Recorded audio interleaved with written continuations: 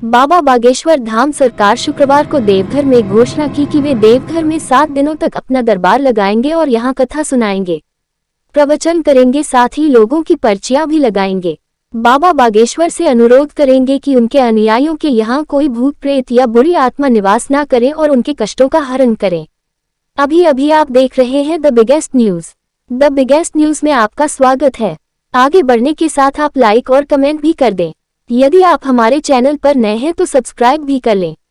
धन्यवाद। बागेश्वर धाम सरकार आचार्य धीरेन्द्र कृष्ण शास्त्री शुक्रवार को बाबा बैद्यनाथ धाम देवघर पहुंचे थे। वहां गोड्डा के सांसद श्री निशिकांत दुबे उनका स्वागत किया था और उन्हें अपने साथ बाबा बैद्यनाथ मंदिर ले गए।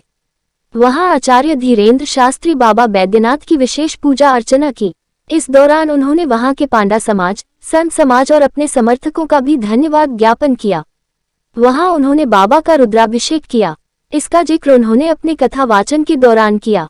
रुद्राभिषेक के बाद शाम करीब 4 बजे आचार्य धीरेन्द्र कृष्ण शास्त्री देवघर कॉलेज मैदान में आयोजित संत सम्मेलन में कथा का वाचन किया।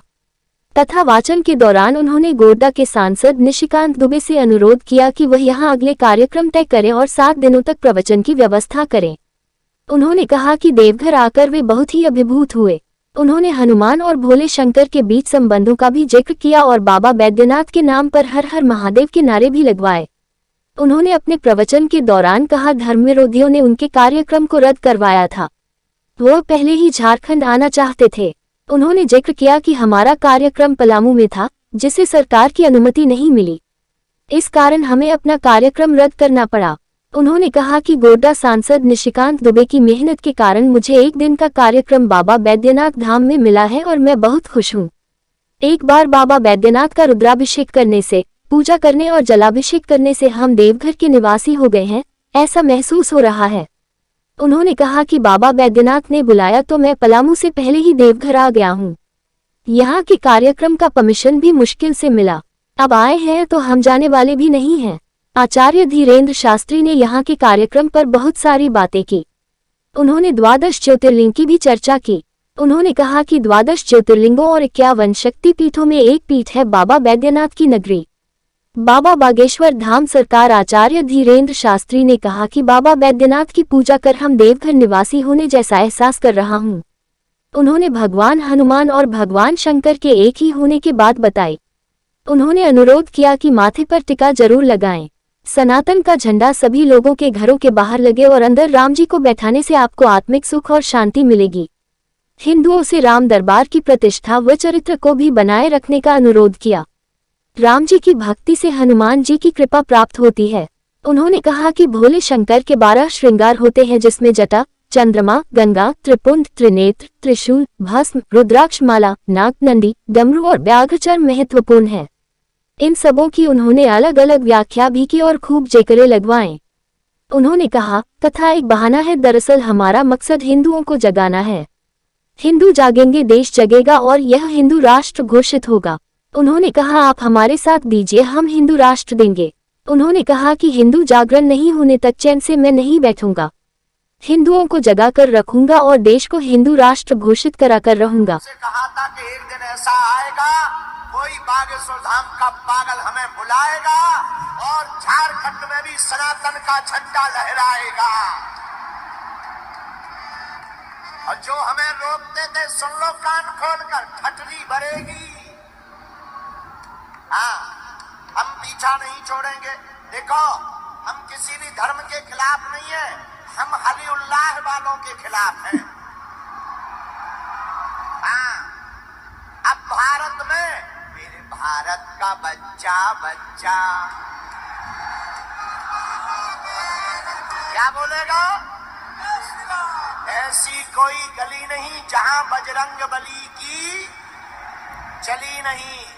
हम झारखंड पहले ही आना चाहते थे, लेकिन हम देर से आए तो I am very very not sorry, क्योंकि इसमें हमारी गलती नहीं है। हमको वहां आना था, पलामू आना था, वहां अनुमति नहीं मिली। लेकिन अब बाबा बैद्यनाथ ने बुलाया है, बागेश्वर धाम से यह दास दौड़ा चला आया है। बोलो हर हर। अब कालांतर में चाहेंगे आपके हृदय का सनातन कट्टर हिंदुत्व, राम जी के प्रति निष्ठा, हनुमान जी और बाबा बैद्यनाथ के प्रति निष्ठा अगर प्रगाढ़ रहेगी और आप सबके ऊपर बागेश्वर बालाजी की अगर कृपा बरसेगी तो हम बहुत जल्दी अपने प्रिय निशिकांत जी को आज्ञा देकर 7 दिन की कथा इसी प्रांगण में सुनाएंगे। गाड़ी में चले आ रहे थे तो सोच रहे थे क्या गाएंगे, लेकिन तब तक हमारे मन में हनुमान जी, हनुमान चालीसा की एक चौपाई याद आ गई, क्योंकि यहाँ भोले बाबा विराजमान है और हमारे हनुमान जी भी शंकर सुवन केसरी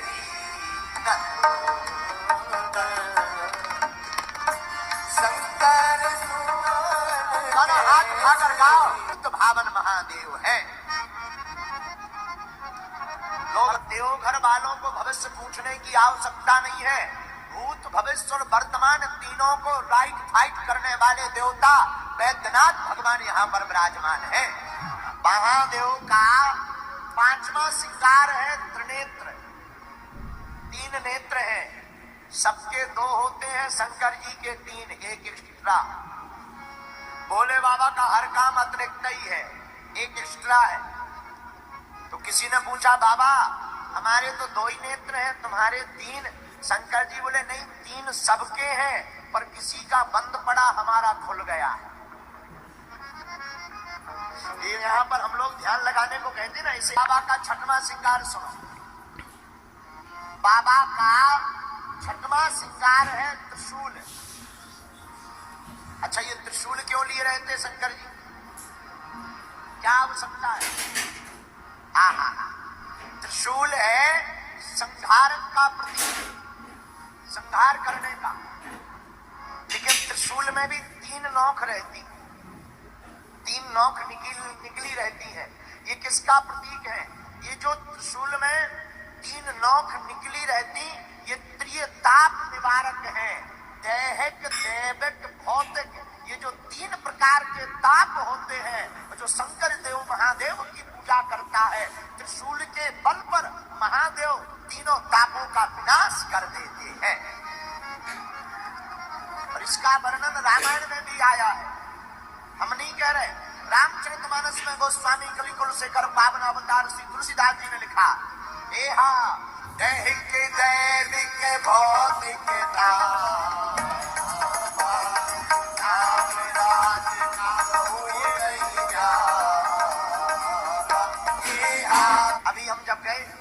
हमारे यहाँ के लाडले सांसद जी, हमारे बड़े ही प्रिय श्री निशिकांत द्विवेदी भी साथ में थे, बहना भी साथ में थी।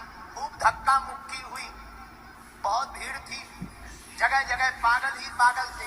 लेकिन जैसे ही वहां गए, वहां के पंडे आचार्यों ने, वहां के पुरोहितों ने, भगवान शंकर के पुजारियों ने वेद मंत्रोच्चारण करके जब भस्म चढ़वाया, ऐसा लगा हम भी देवघर वासी हो गए हो। क्या बोले मंत्र, अद्भुत। और धन्य है यहाँ के पुजारी, इतने उदार पुजारी हैं, इतने करुणावान यहाँ के पुजारी हैं। पूरी भस्म भगवान शंकर पर डलवा दी। महाराज पूरी डालो, हम तो कम डाल रहे थे क्योंकि हम कंजूस हैं, लेकिन उन्होंने कहा नहीं नहीं पूरी डालो। हमने भी पूरी लाई। हारा हारा सा नजारा था मंदिर के अंदर, मानो सब राम जी के भक्त।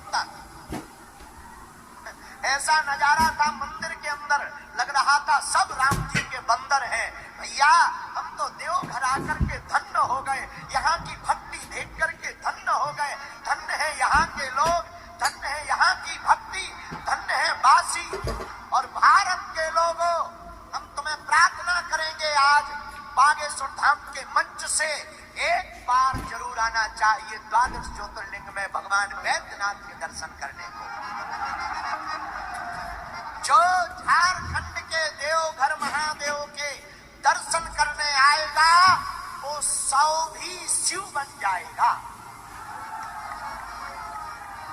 वो मुर्दा भी जिंदा हो जाएगा। तो हाथ में लेकर के अनाहत नाद को छेड़ते हैं, डमरू का अनाहत नाद से 14 सूत्र प्रकट भय। आई ओरण ऋण लित ये भगवान शंकर की डमरू से सूत्र प्रकट भय, तंत्र भी भगवान शंकर की डमरू से प्रकट भया, मंत्र भी भगवान शंकर की डमरू से प्रकट भय।